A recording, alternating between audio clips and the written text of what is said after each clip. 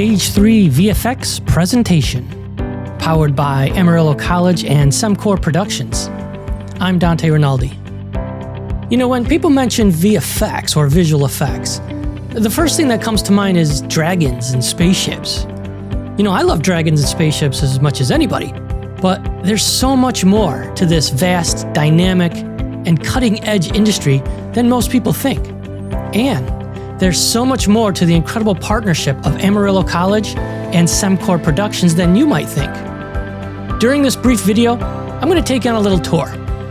In part 1, we're going to explore exactly what visual effects are and all the eclectic industries that actually use it. We're going to show you the major players and studios around the world and the financial impact of this discipline. In part 2, we're talking about the visual effects program at Amarillo College. Who are the target audiences? What exactly is this Stage 3 VFX? We'll show you the myriad ways of accommodating different types of students and the continuously expanding library of courses and topics that we are offering. We'll also touch on how the students can create their own courses and our latest edition, Sprints. In part 3, it's all about competitive advantage, what makes us different, and how we stand out from the crowd. We'll compare the price of the program, the speed of the delivery, the accessibility of the classes, the degrees, certifications, and of course, real-world industry interaction with the creative filmmakers and content creators of today. As we say in our class videos, let's get started. Like we said, visual effects is far more than just the latest Marvel or Star Wars film, and that's great news for our students.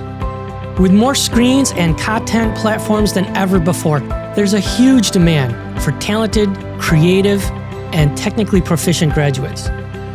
The tools and techniques used in the visual effects pipeline are used in such areas as architectural visualization, engineering and construction, product design, manufacturing, medical visualization, real estate promotion, mapping and space exploration. There's even animation and visual effects on your dashboard when you start up your car. And of course, cinematic and episodic television, commercials, theme park rides and planning, special events like the Olympics, the World Cup, the Super Bowls, video game development, and virtual and augmented reality. New avenues and emerging technologies are appearing at an incredible rate, and Amarillo College and Semcor are poised to ensure the next generation of visionaries and future builders have the tools, the aptitude, and the ability to play a large role in the game. So what exactly is visual effects? Well, visual effects is a broad term that refers to just about anything that cannot be captured using standard photographic techniques.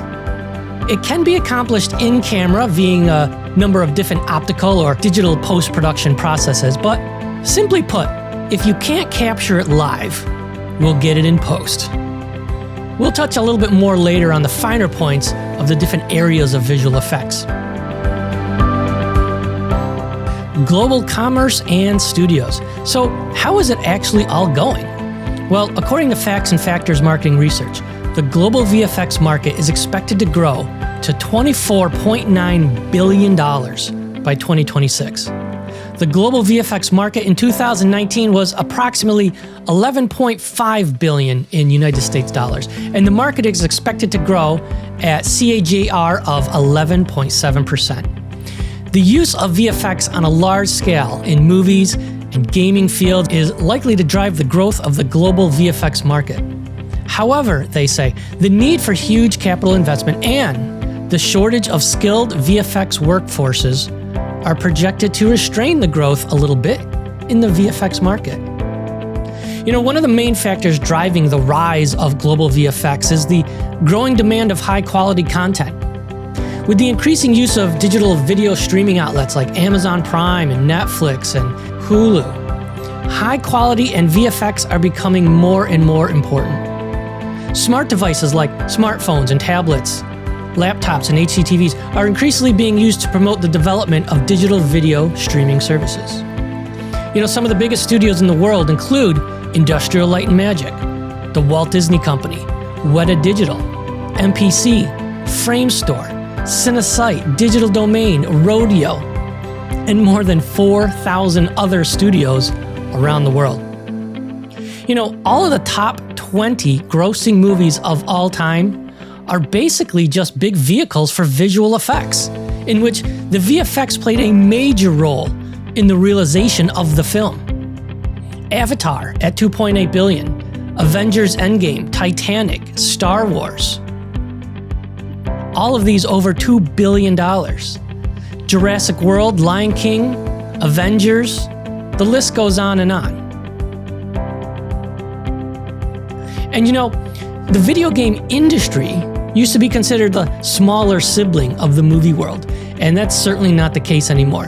Today's AAA video games cast biggest stars in Hollywood like Keanu Reeves, Kristen Bell, Rami Malek, and Kit Harington. But do they sell? Well, in 2020 alone, the video game industry brought in $56.9 billion collectively. So, are the video games the little kids on the block?